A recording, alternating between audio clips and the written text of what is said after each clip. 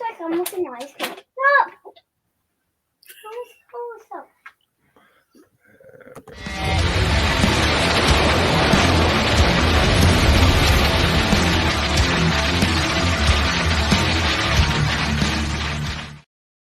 Welcome to another episode of Paranormal, the New Normal. I am your host as always, Jeremy, here trying to make the world seem a little more normal. Do I ever succeed? Oh, God, no. God, no. It's impossible, I say. Damn near impossible, but we'll see. And, of course, tonight, as always, I have a guest to help me do that. And my guest tonight is author and ghostwriter, Crystal Wood.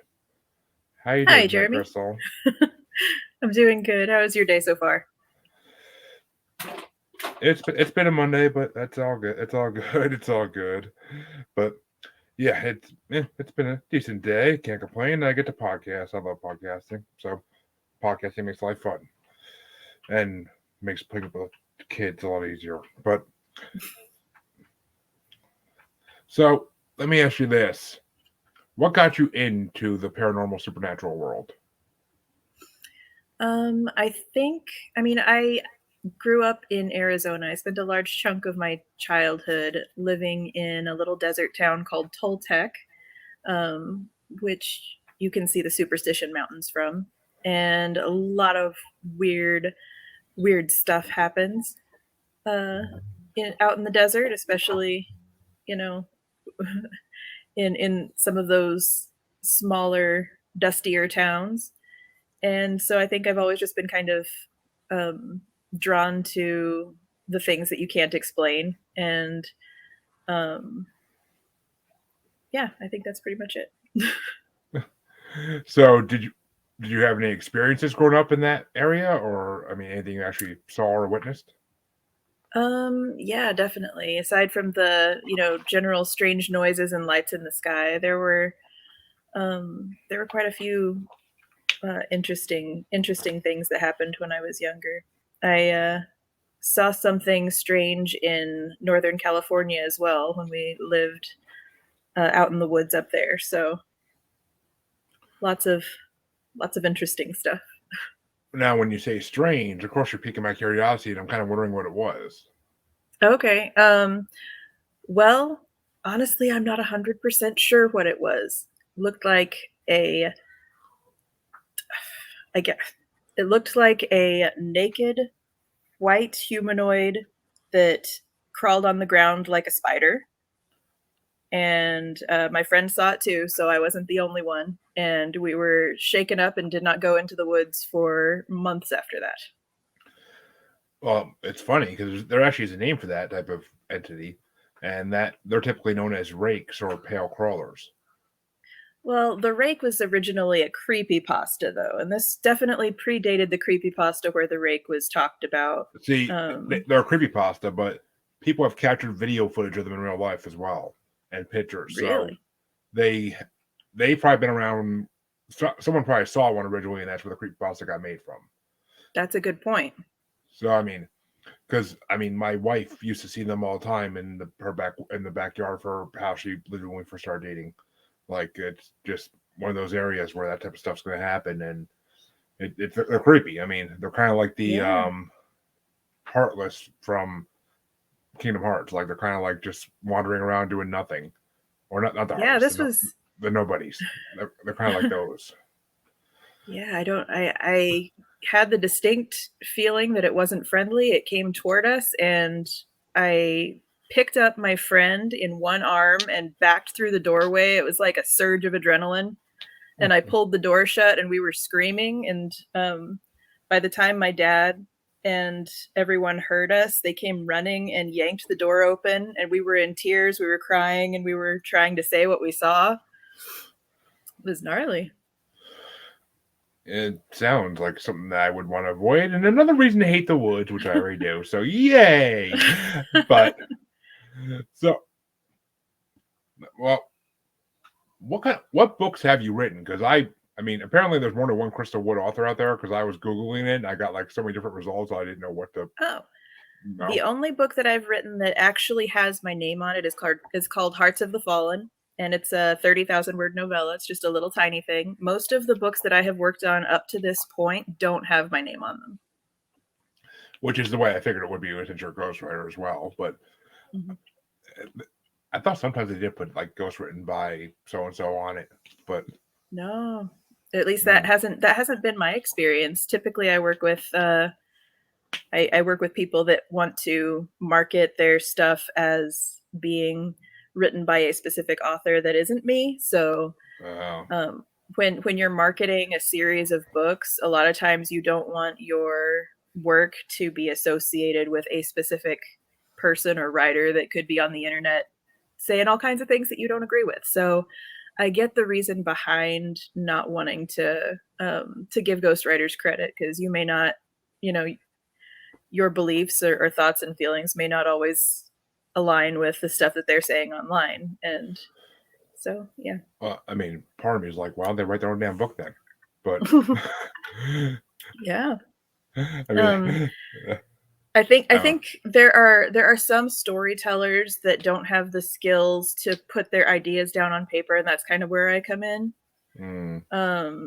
They might have something important to say or like a really great idea, but they don't have the time to sit down and grind out 10,000 words, or maybe they don't have the technical skill to organize it into a story format that will sell. So in those cases, ghostwriters are really helpful. And sometimes it's people that just want like a help with a specific fight scene, or they have writer's block for a certain chapter, and I don't necessarily do the whole book. So it's kind of a case-by-case basis. Interesting. Part of me wishes I went to friggin' English in college instead of the things I shouldn't have gone for that I did nothing with. But regrets, but I mean, so what kind of creatures have you written about in these books, whether it be your one book or the books you've helped write? Like any paranormal creatures almost? Oh yeah, there's, shifters and werewolves, which are two different things. There are various types of witches, sorcerers, warlocks, those kinds of things. And you've also got, your more immortal type stuff like ghosts and vampires and stuff that touches on that.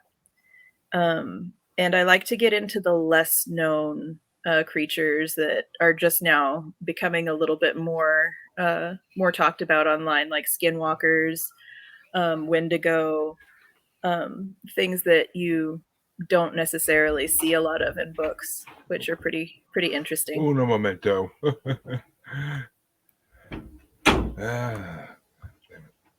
Freaking thing.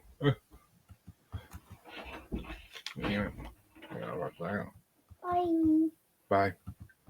All right, there we go. Sorry, my headphones my headset decided to die on me. So I totally forgot to charge it last night. That's why I'm doing drinking podcast. But so I didn't catch the last part of what you were saying, I don't think. But I skinwalkers, wendigo, things that you don't necessarily see all that often in paranormal romance books. I like to bring stuff like that to the forefront and kind of shine just a little light on the stuff that people maybe haven't heard of in the mainstream. Ooh, paranormal romance. One of my favorite subjects, I swear. When you grow up reading Vampire Academy and those type of novels, like it's just paranormal romance is a good thing. And no, people, we're not talking Bigfoot erotica. That's a whole nother realm of authorism. I do know an author that has a paranormal romance that has a Bigfoot in it. But I don't know if you've heard of him, Rick Waltieri. He's also like a kind of a dark comedy writer. So sounds vaguely familiar, actually. I don't know why it does. I mean, but there's so many of them out there that are paranormal authors. It's like ridiculous, and it's a good thing because it's a field that needs to be filled in my mind, and it's people love it. What can I say? But yeah, no, I never knew Bigfoot erotica existed until I heard on this podcast I was listening to about an author who wrote like a series of 12 books about it, and I was like, that's a thing. Like, interesting. I mean, there's somebody for everybody. You know, it's the hairy man in the woods, but The hairy man needs love too. a fucking men. But yeah, but no, it's just because it's funny. It's come up on so many episodes before about it too, and it's just like I get it, but the fact that she has couples on Amazon literally like saying like, "Oh, my husband and I read this to each other when we go before bed each night." It's so romantic. That's a special kind of love there. It really is like it's. I'm like, if it does it for you, it does it for you. But I mean, that's the kind of thing I kind of see like someone reading by themselves, like looking over their shoulder, making sure no one's seeing them read it. Like blushing in bed by themselves. Yeah, I mean, I swear to God, I could easily see someone being like, "Oh, Harry, leave the Hendersons and come stay with me," but they don't appreciate you. Exactly, they really don't because they make you go away. But you, oh, was that the first thing you said that I wanted to touch on? Oh, yeah, you said werewolves and shifters, which I mean, in my mind, that can mean a lot of things. So, what's the difference in that you're talking about? Because I want to see if it's related, if it's something I know about or not. Lycanthropes werewolves don't have control over their shifting, and shifters have control over it and can do it at will. So, like Jacob from Twilight is a shifter. Werewolf in London, that's a werewolf. So, okay, so what you're describing the paranormal role is basically dogmen. Okay, that's what you would call a werewolf. Well, or would that be what you would call a shifter? That's what you'd be called. That's sometimes what you would call a shifter. I mean, dogmen are complicated. I mean, there's some people that believe they can change from human to dog form at will.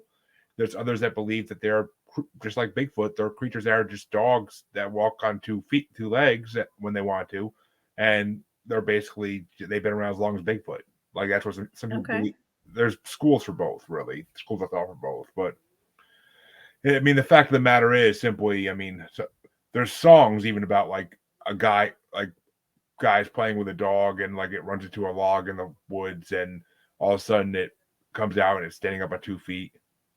So, I mean, it's one of my favorite cryptids personally because there are so many reports of dogmen sightings and attacks even that it's just ridiculous. And there's a lot of famous dogmen out there, but. Have you heard of, there was like a historical record of some explorer or something that encountered an entire tribe of dogmen and they couldn't speak like in the same way? Yeah, okay. That was what that made me think of. That's pretty. I can't think of the explorer's name now. Was it? Yeah, I know. You know what I'm talking about though. That was a trip, man. Was it Henry Hudson? I don't think it was, but now it's gonna freaking annoy the shit out of me that I don't know that off the top of my head. But dang it. Too bad we don't have Google. Tell me about it. Let me see here. I want to say Lewis and Clark almost. I want to say too, but I mean they going out west. That's highly impossible.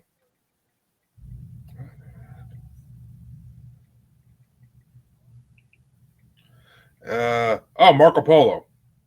Oh yeah, there you go. Yeah, he saw dog-headed men, is what he said. But yeah, cynocephalus. Yeah, cynocephalus. Interesting. I don't know how to pronounce that one. That's one of those ones I can never pronounce proper. At least it's to me. That's pretty sure. But I've only read it. I don't know what it sounds like on. Yeah, tell me about it. But in this realm, that's a lot of words. But yeah, it was Marco Polo. That does make sense now. But I don't know. He thought a freaking rhino was a unicorn. So come on now, we can't go by him. But he was not the most reliable source. He was just making money off people's stories. That's true. Although, unicorns and rhinoceroses are equally majestic. Oh, yeah. Rhinos are just chunky. Rhinos are freaking awesome. I would love to have one as a pet. But I also don't want to get killed. So it's a dual-edged sword. Yeah.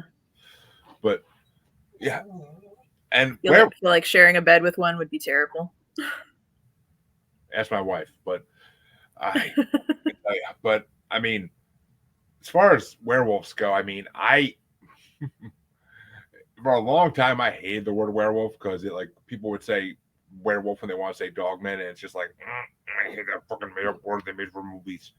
But I mean, I've been hearing reports from people I've talked to on this show that actually are like experts on dogmen. They say there are some things that are more like werewolves, and those are like the ones that change at the full moon. Like they say those may still exist, that they probably existed at one point because someone wrote about them so much. And I mean, the whole Beast of Judavon thing in France in the 1400s or 1500s, like, yeah, I mean, they say it was just a serial killer now, but how would they know? It could have been the real thing.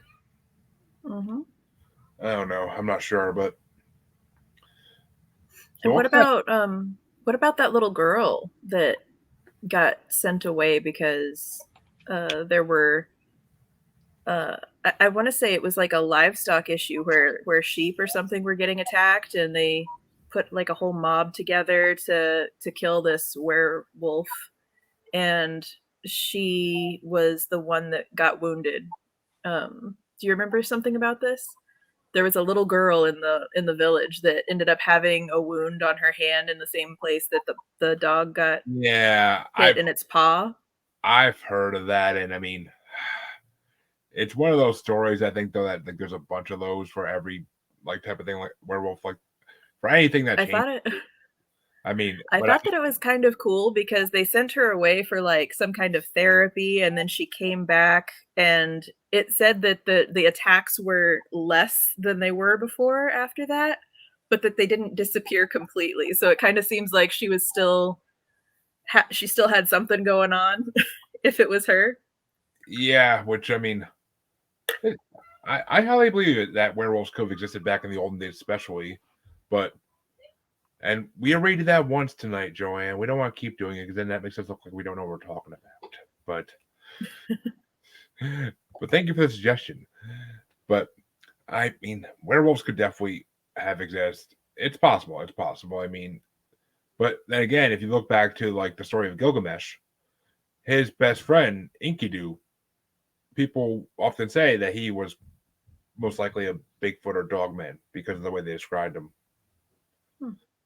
What about just normal human beings who have genetic predisposition to just be fully covered in hair? Do you think that could be like a case of mistaken identity sometimes? I mean, you're talking about my people, the Italians, but basically, I mean, it's possible. I mean, well, we'll get into that more in a minute when we get into Bigfoot because there's a comparison there I could make, but I don't want to jump into Bigfoot like that. Like I want to the Bigfoot.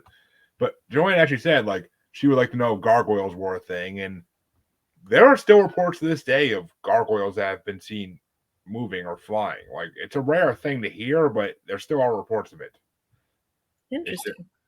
Like you'll see it I'll see a story like maybe a couple times a year about it. Like it's a rare it's not as common as Bigfoot or Dogman sightings or anything like that, or UFO sightings, but gargoyles, they could very possibly exist. I mean, because they had, what were they sculpting those after? Like, what is the model for that? I mean, demons maybe, but they had to see something that made them think of that grotesque figure. You're not going to assume demons look like this. We never seen one, but they look like this. We know. Like, I don't know. In my mind, it's just like one of those things where it's like anything they draw or make, they have to have seen, unless it's ridiculous looking, like some people make aliens look in movies and in books.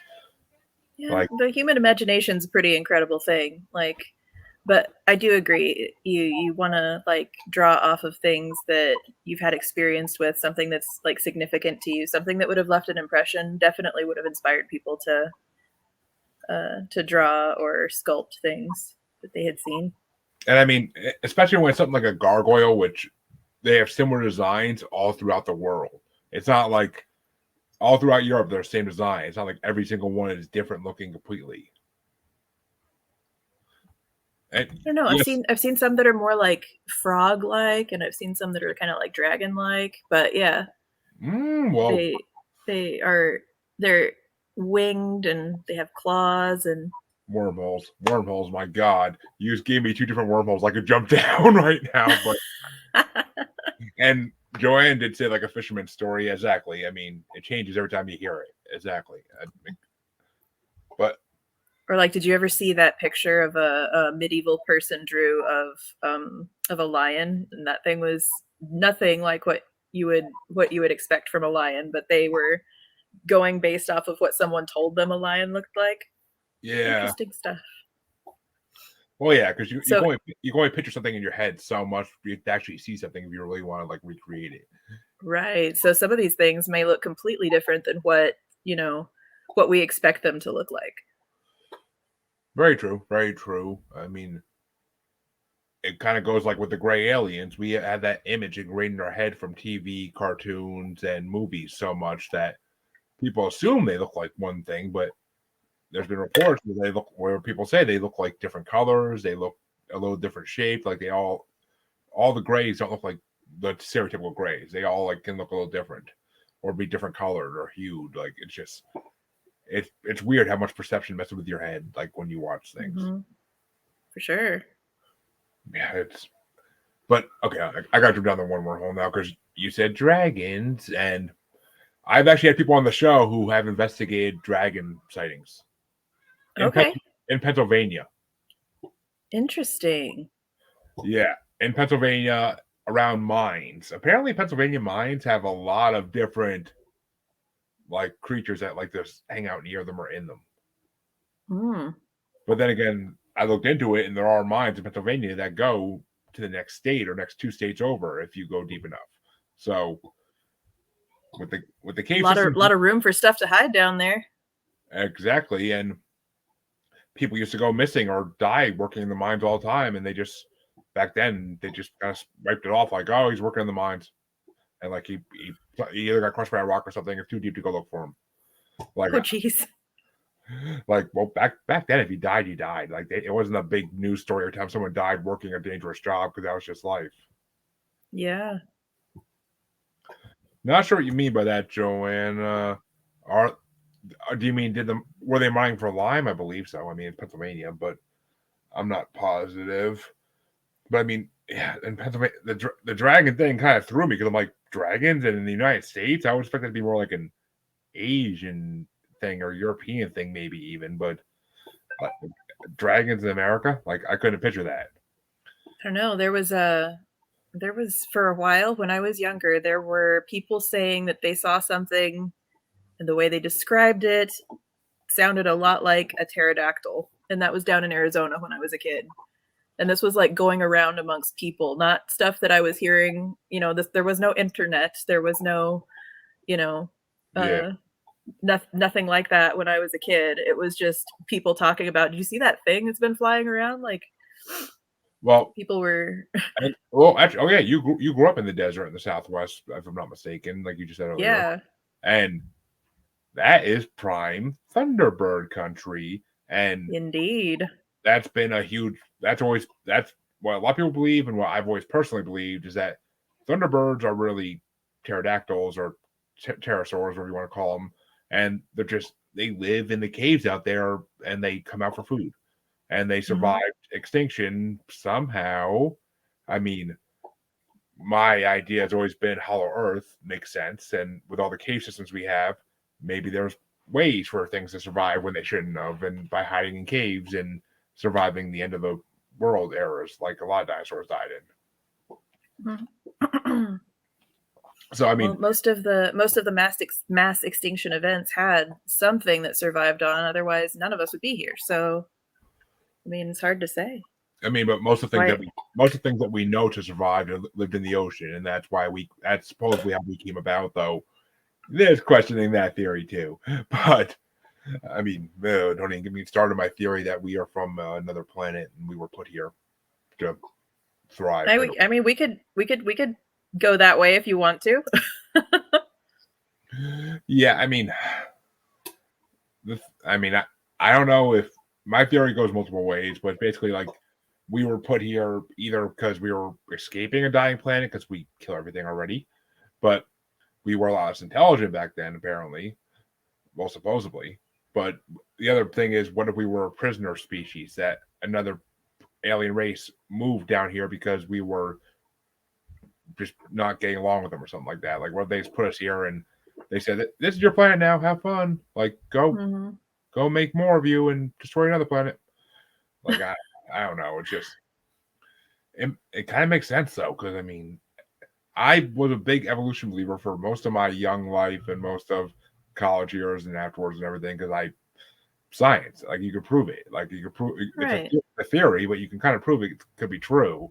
Well, But it's like generations and generations of mutations and, environmental changes that cause things to slowly change over time. I can see yeah, it. I can see it. I can see it too, but I don't know. It just ever since I got more and more into the paranormal, it just seems like there had to be another option for something.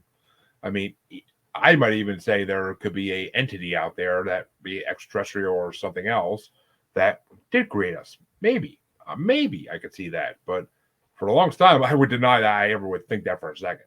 But now it's a possibility. I mean, once my rebellious youth phase is over, it's a possibility. So I don't know. Yeah, I've got that agnostic flair, so I can be open to just about anything. Like, anything could happen and I wouldn't be disappointed or like, oh, that's not what I expected, because I'm at this point nothing's going to surprise me. I'm open to whatever is.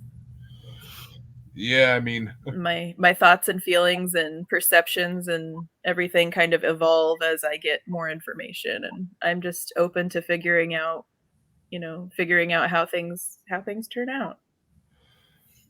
yeah, I mean that's the way I see it too. Basically, it's just once the government admitted that aliens are real and that UFOs are real, then it's just like, okay, everything's real then. Like, we didn't even blink. We were just like, yeah, see, that tracks. That's right. Joanne says that she can't understand starseed theory, or starseeds theory, however you want to put it. But how much do you know about starseeds before I jump into a explanation here? No, please jump into the explanation. I have no idea. All right. Well, starseeds are basically humans who believe that they have the spirits of extraterrestrials inside them their whole lives, and that they are Okay. children of another planet. So they were seeded from the stars, so to say. Okay. And, I mean, Is they that like kind that kid that thought he was reincarnated from like someone who lived on Mars? I didn't mean to cut you off. I was just no, that's curious actually if. that's just kind of the same, kind of exactly the same, but Okay. it's just more like these spirits are extra. It's almost like kind of like what Scientology believes, but in a less effed up way. It's Okay. these alien spirits basically come down to Earth trying to find human bodies to learn things, and they basically keep coming down until they reach the potential they want to reach in their spirit, and then they can ascend to something else, or they can stop coming down and do something. I'm not sure what they. Everyone tells you different stories at that point, but it's basically the fact that alien spirits live in human bodies, and they say if you feel like Earth isn't your home, if you feel like nowhere on Earth do you fit in, or like it's not your home, that you have a feeling like your home is somewhere else, like you deserve to be somewhere else. And I mean more than just like every teenager believes that when they're teenagers, but when you get to an adult phase too, and you just fully believe you don't belong on this planet, then and they usually are a lot of them are psychics and mediums too, like they have the abilities because they believe of that. I mean, it's Is this the same as the Indigo Children kind yeah, of thing? Okay.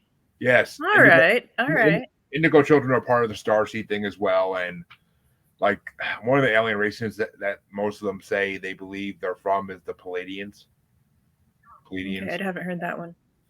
It's got a very weird spelling. I can never spell it, but it's almost like a combination of like fish and horse looking species, from what I understand. People believe they look like.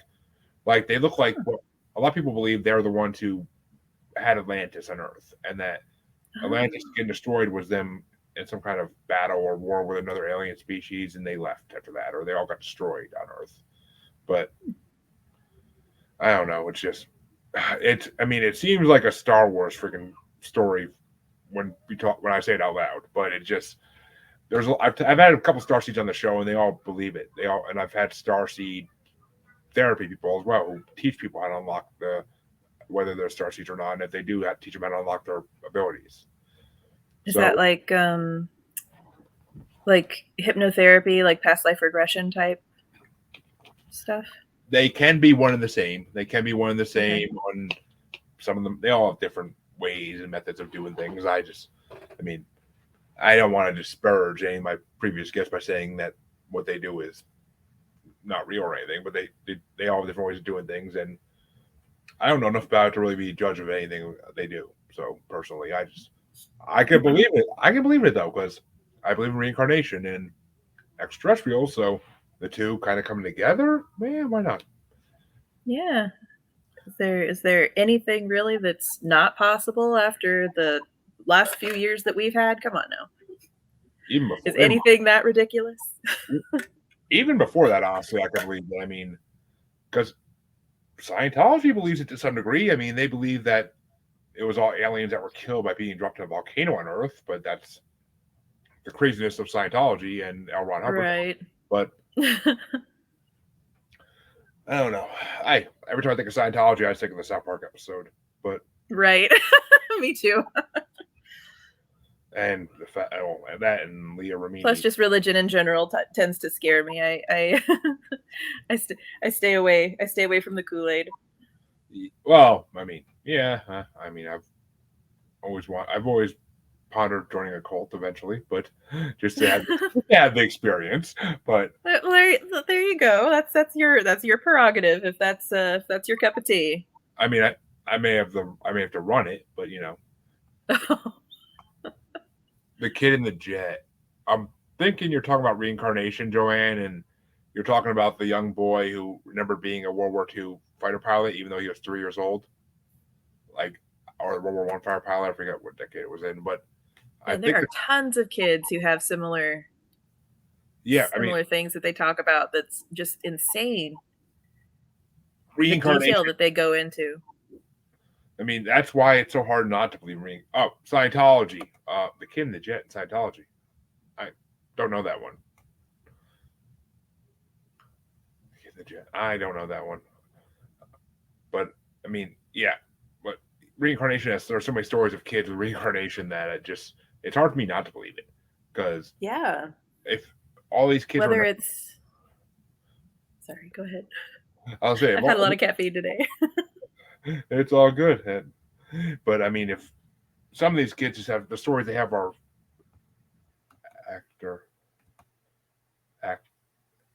the actor and the guy. You talking about Tom Cruise? She's talking about Tom Cruise. Oh, he's in Scientology. I didn't think he was. Yeah, I think he is. Yeah, I know John Travolta, but I know about John Travolta too.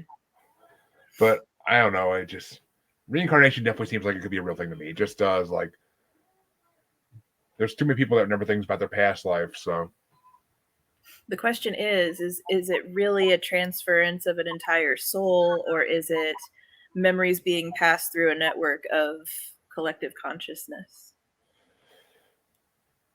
It could go either way, and I think, but I would like to believe in reincarnation. I think that's just a cool concept. I think reincarnation personally is more of the whole spirit. I can't see it being like a conscious collective, because that would be insane. Like, I don't want that to happen. You don't want us all to be connected by a giant neural network of energy? We could be able to communicate with people on the other side of the globe. It's more, I don't want what's in my head going through a big vat of like a computer cloud storage space. Okay. You don't want us to see your browsing history. I mean, nowadays, I don't. Me 10 years ago, God yes, no. But nowadays, yeah, I mean, I can't do shit nowadays anyway with kids. But 10 years ago, forget about it. My browsing history was not for public use. That's to be used against me somehow. But yeah, no, I find myself I'm writing a book or something, and I'm googling things like what household items can be used to torture someone. And it's like, if anyone ever goes through my stuff, this is going to look extremely incriminating. Like, if anyone close to me dies, I'm going to be the first person that gets implicated for the crime. were they killed with the candlestick in the den? Go some conclusion here, but I mean, I don't. It's, I don't know. I mean, that whole collective mind thing is too comic booky for me. I can't believe in that. Like, I No, can't. I can see it all. Like imagining that you could have memories from someone that wasn't you, and how spirit mediums are able to tap into like a river of energy that is constantly flowing, like picking up radio signals from everywhere. Just Yeah, looking at the entire planet and everyone on it as being, connected, but not fully tuned into something that we all have in common. I mean, I don't think it's like that though. I think these mediums tap into. I think it's another dimension that's close to our dimension, but I think it just you can't. Not everybody can see through it, and not everybody can hear through it. And I think that's what a clairaudient is they have the ability to see through the dimensional fabric. Like it may be thin, it's thinner for them. They can hear it through it or they can see through it. While other people just can't. It's just we live in ignorance. People like me. So are they picking up like other timelines and other Well, I mean they say time is cylindrical, so it just goes around and around. So it's possible, or I mean, that's how for past lives I could kind of see that. But I mean, I think just to talk to other spirits who have passed on or they exist at one point, they just have to breach that little veil and they can get information or see things. Okay. I mean, I can see that. it's interesting. I don't know. There's so many possibilities, and well, that's what's great. That's what's great about the paranormal is that we're learning and we're open to people that are into learning about the paranormal. It's just science that we don't understand yet.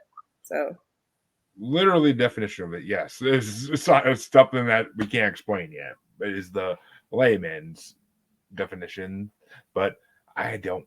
It is. I mean, just there's so much we don't understand in this world, and even when we die, we might find all the answers, but we're not gonna have time to pass it on to somebody or to number it. Probably even as soon as your spirit leaves your body, it's probably like getting a freaking mind wipe for C-3PO. Like it's just, all right, you're baby again. Here's your new brain, but something gets left behind. Well, yeah, but I think it's just maybe it's just like a part of us that has like all the memories stored in it and whatnot. Maybe who knows? I mean, afterlife is one of those things that we could spend 5 hours talking about it and we never come closer to having an answer about what really happens. It's just something that I think is pretty cool is the passing on of like generational trauma through your DNA. Things like passing on fears through your DNA without the child ever having suffered your trauma. Like a child that got adopted at birth might have the same phobia that their parent had, but their parent had a reason for it. And the reason for that can sometimes be that the parent is producing certain chemicals in their brain as like a defense or survival tool to get through whatever trauma they're getting through. And so they pass that on to their children. And so that's scientifically proven that that's something that happens. So the thought of passing on memories that way is one facet of it, but there are also people who didn't have children who could be reincarnated as another person, and there's no way to explain how those memories or fears or similarities got passed on to another person, because it's not a genetic link, it's something else. So that's an interesting thing to think about. Yeah, it is. I mean, I don't know. I never thought about that whole fact of why people fear things when they weren't like that. Nothing happened that would cause that fear rationally.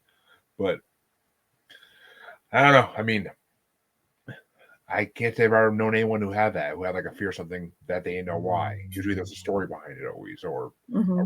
but that's interesting actually. Like, I mean, I had a generational fear of snakes instilled in me, but that's because of people I was living with. But so I don't know. It's just I question it. It's like what? Not sure. I mean, Yeah, something. I've got a friend whose son is just absolutely petrified of water. Has been right from day one, just terrified of swimming pools. He's like 8 or 9 years old still, and just absolutely irrational fear of drowning. And I'm always thinking, like, I wonder if he drowned in a past life. That's possible, actually. I mean, I could see that being a thing. Like, it's very possible. I don't know. It's weird. Like, it's one of those trippy things about life that we can't explain. But Mm-hmm. okay, well, you mentioned that you did write some vampire novels earlier. So, Yeah. do you think vampires are actually a real thing? Past or I past or know. past or present, but Yes, I think so. I think in some form or another, yes. There are definitely energy vampires for sure. funny you say that. I was so going to bring that up too because a lot of people believe in energy vampires, even if they don't believe in like traditional vampires. But they're Well, I mean, I knew a guy who, like, he had like some kind of medical condition that he actually, um, like, he had some kind of iron thing, and he would go to these bloodletting clubs and drink blood from people because it was just like part of his weekend because that was just how he went. But I mean, I don't know how much I believe in like the immortal vampire, but there's definitely something behind some of it. yeah. I mean, the best example I always think of is the Highgate vampire in London, which the Highgate Cemetery in London. There's been a creature of some kind that's been reported being seen there for over 100 years, and Hmm. like they call it the Highgate vampire, but no one knows if it's really a vampire or some kind of undead creature that just lurks there, or maybe even a spirit. People say it could be like a spirit that's just attached to the cemetery, but people swear they've seen it in like solid form. Interesting. Yeah, it's one of the lesser known cryptids, kind of, but and I don't know, vampires had to. I feel like they had to exist almost because I mean the people of Romania and Transylvania and that area like believe in something like that. The Draugr. I mean the Norse believe in the Draugr, which is basically a vampire almost. So, The Strigoi. well, yeah, the Strigoi too. Oh, Vampire Academy memories. But yeah, I mean, this all these there's all these things out there that point to that things can come back to life. It's been around since the beginning. I mean, Jesus, it could be a vampire. I saw a movie recently and I can't remember what it was called, but it was this priest. Oh, it wasn't a movie. It was a show that came on TV, or it was Oh, on Netflix or something. And like this priest goes to Jerusalem, and like he's all senile and stuff, and he wanders out into the desert and finds this collapsed temple underneath the ground. And this angel comes to him, but the angel is like Bram Stoker style vampire. oh, hmm. And the vampire turns the guy, and he becomes young again and Hmm. returns to this little seaside town that he went to. Oh my god, it was a great show. But I'm it was such an interesting take on it. Angels and vampires being the same thing. gonna have to Google that now. But Oh, yeah, definitely.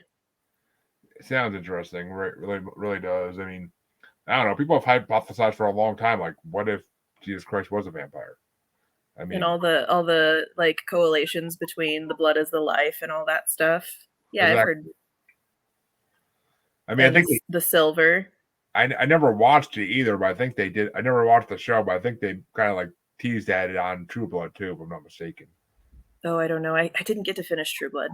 I never watched it either, really. It's just not that time in my life. But I don't know. It's just the idea of vampires is fascinating to me. It always has been. Like, what if they, for a long time, I never believed they could exist because I'm like, we would know. We would know if there were creatures out there that, I mean, there'd be thousands and millions of them by now. So, like, they'd have to be, there'd be too many cases of people getting drained and whatnot. But unless True Blood type of thing really did happen, they figured out a way to something in their life so they don't have to kill people in the process or hurt people. But I don't know. It's one of those longer, like, it's a possibility, but I doubt it type things. But all right, before we do run out, go ahead. Yeah, I was gonna say, I think that the most important part of like approaching the paranormal is to have like a healthy dose of like half skepticism and half open-mindedness, so that you can balance yourself out and look at it from all angles. And when you do that, I think that that's gonna make it like a little bit easier if I were to ever come in contact with something that I couldn't explain and that there wasn't a normal scientific explanation for. Yeah, which I mean, I don't know. It's like, sorry, that's out of left field. I was just no, it makes sense. I mean, riffing. That's what we do here. But it's good. It's good to. I mean, it's a good sense of point of view to have. Yeah.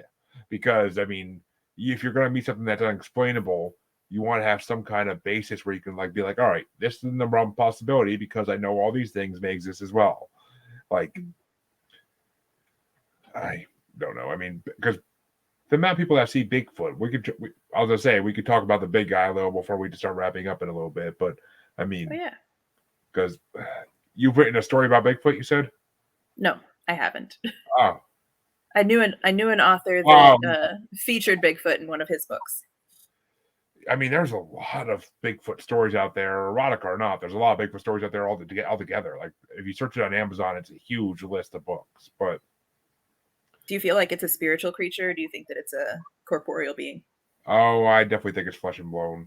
Like, I don't know. I've always leaned more towards the Gigantopithecus theory that it was just a caveman type creature that we know existed, but we thought died out.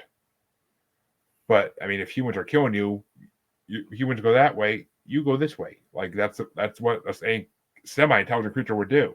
So I read a post on Reddit where this woman in the 70s, she was camping with her husband and she had some kind of like food poisoning or something, and she went out to wash her face and she saw Bigfoot and it smiled at her and she like screamed and ran back to the lake and never saw it again.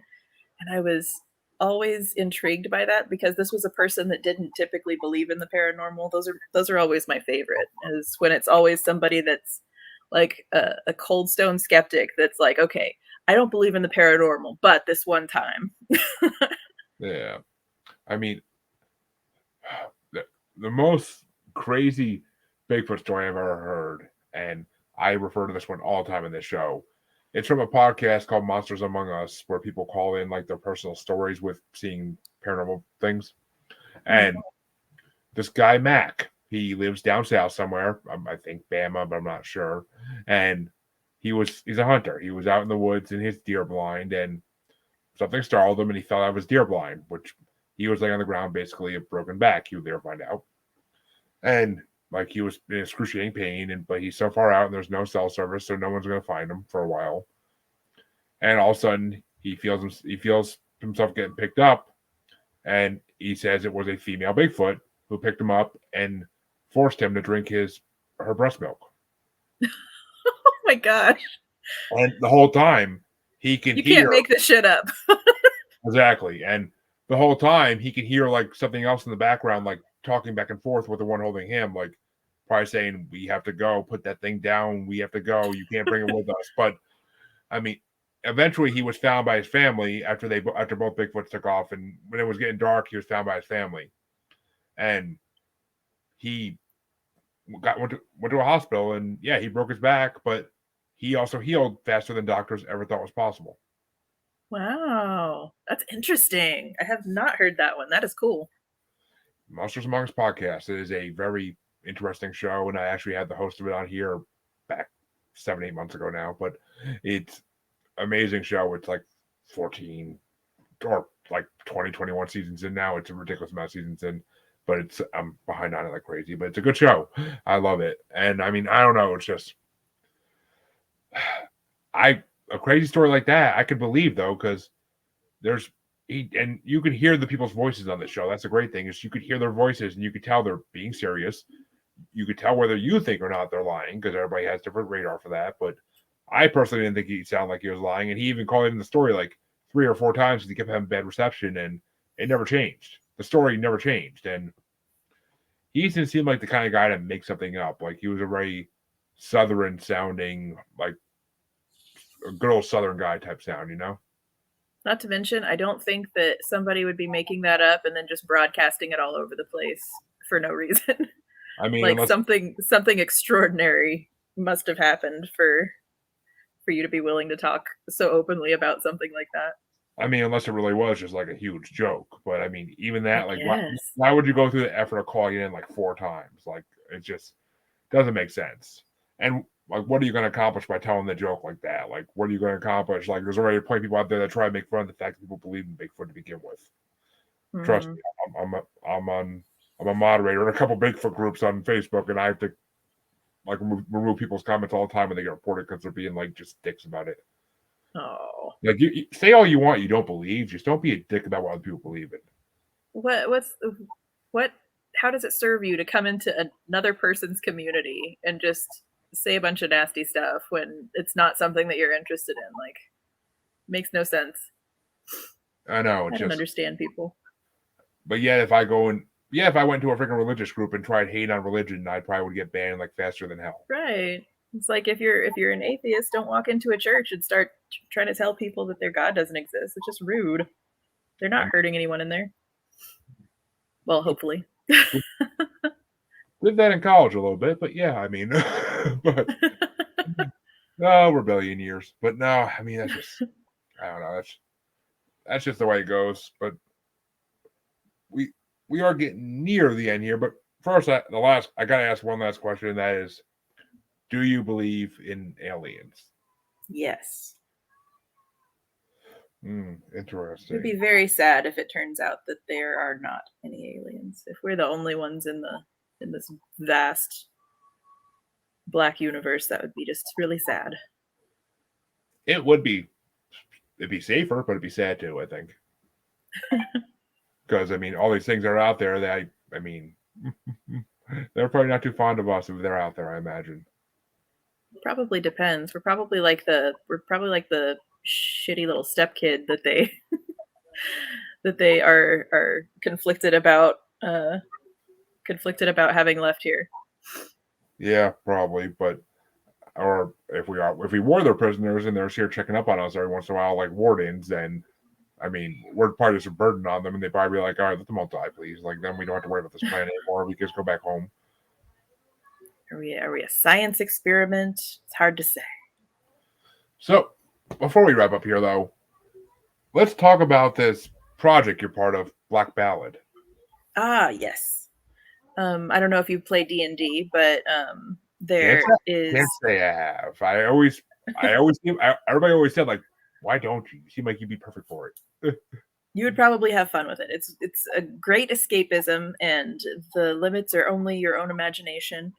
But something that's, happens occasionally is your entire party might get killed. And the Black Ballad comes in as the afterlife of your characters in Dungeons and Dragons. And there is an entire world for you to take your players to if all of your players die in a different campaign. Huh. So is Black Ballad just an expansion pack for D&D basically, or? It's a campaign. So like there are a lot of different campaigns for Dungeons and Dragons. So every adventure that you go on is going to have a different story. You can even do homebrew, like make your own adventure for D&D for your players to go through. The dungeon master sets up an adventure for the players to go on and just kind of guides them through whatever adventure they're on. And yeah, if occasionally you get a what they call a TPK, total player kill, where all your players die, there is something to surprise them with, because the night of gaming does not have to be over. So yeah, it's almost like a secondary campaign, like after your first one ends. Yeah. So, yeah. If So I mean, but that's interesting. I mean, imagine if they did that idea for video games, where like if you die, there's a storyline after you die that you have to play to like go back to life or something like. And they made that'd be insane. That'd be insane. But yeah, I never been big into D&D. I know mainly because no one I knew growing up played it. So okay, that's the thing. Like if you have to know people who are playing it already to get into it. You can't. Yeah, you got to have friends that are willing to play with you. Oh God, yeah. I mean, you can't just be that kid that's like, let's go play D&D. And everybody's just like, loser. But oh, I mean, not that I think not that that's the way I think it should be, but I mean, we've all but nobody wants to be that one kid. I mean, we've all seen Stranger Things. I mean, the kids who play D&D are not the popular kids by any freaking means. But no, it's definitely like a different generation of nerds right now. And my daughter is a member of a D&D group. Like there's a whole different culture surrounding Dungeons and Dragons now than there was in the 80s. Oh God! I mean, it's not just something you do in your friend's basement anymore. Now it's a like social gathering thing around the world. Celebrities are doing it. People are streaming it. People are, Oh, I mean, yeah. There was some TV show that's out, or I don't know if it ended or if it's still out, but it was basically people playing D&D, like live. It was like LARPing and D&D put together. It was like, what the hell? But Critical Role, maybe. I think it was called Mythic Quest. Oh, okay.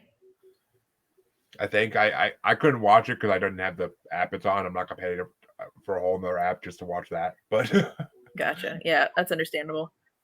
But yeah, so I mean, I'm sure I have some D&D players that are fans of mine. I'm sure I do. The paranormal and D&D kind of go together in some cases. So people who are interested in one are interested in the other sometimes. So definitely, guys, check out Black Ballad because it sounds fun. It sounds fun. I mean, it's a really great campaign, and the thing that I love the most is that Storytellers Forge, the studio that's backing, that's producing everything, they're giving all of the writers and artists and musicians that came together to make the material for it, they're giving everybody credit, they're paying everybody what they're worth, and it's the best collaborative experience I've ever had as a writer. I mean, it's gotta be fun writing a Dungeons and Dragons like storyline type thing. Like it's gotta be awesome. Like it was a lot of fun. I got to write the Festivals of the Dead is what it was called. That was my little contribution to the Black Ballad, was the festivals that they have in this afterlife city, the city called the Sunless Crossing. And that was pretty spectacular. And then after that was done, the producers of the people at Storytellers Forge actually greenlit an entire novel that I get to write with it. So I'm going to be writing a companion novel with a bunch of cool characters that have an adventure in the Sunless Crossing, and that's going to be in one of the loot crates for the backer kit. So definitely check it out. Nice. Definitely check it out. And I, of course, will make sure the links for all that are in the podcast description, because by the time this releases, when's it coming out? Is it coming out anytime soon? There are 9 days left in the backer kit thing right now, so I'm not exactly sure when they're going to start putting everything into practice. But a lot of the content is already created, so the more that they make, the more badass they're going to make it. So we'll see. We'll see what we come up with when this all shakes out. All right. Well, by the time this episode drops, folks, you'll have to go out and buy it. And of course, if you're watching this video in the next 9 days and you want to back the Kickstarter, go please. The link will be in the. Well, I will put the link in the comments for this video. There you go. That's the best way to do it. So It works. But I want to thank Crystal for coming on. And Thank you for having me. the one book you did write, where can they find that? Oh, Hearts of the Fallen. It is on Amazon, and it is a 30,000 word novella about angels and demons and an alternate perspective of the afterlife. Interesting. Might have to check that out. But it's a long list of books that people on my show have written that I have to read still. So it's just God. I feel you. I talked to so many authors in the show. I almost should have started an author show. I really think so. But Paranormal is my love, so I combine the two, and it's even better. Well, this is a great show, and I really appreciate you having me on here. I enjoy talking to people who are open-minded about things that we don't understand, and it's been a pleasure. Oh, it's been my pleasure entirely. All my listeners, you know where to find me. And remember, if you're watching this on Facebook, please like and share. And if you're listening on any podcatcher, please like and subscribe. Thank you, and everybody have a good night. I will be back in half a week for all my listeners. And thank you one more time, Crystal, for coming on. It's been a pleasure. Thanks. Have a good one, everybody.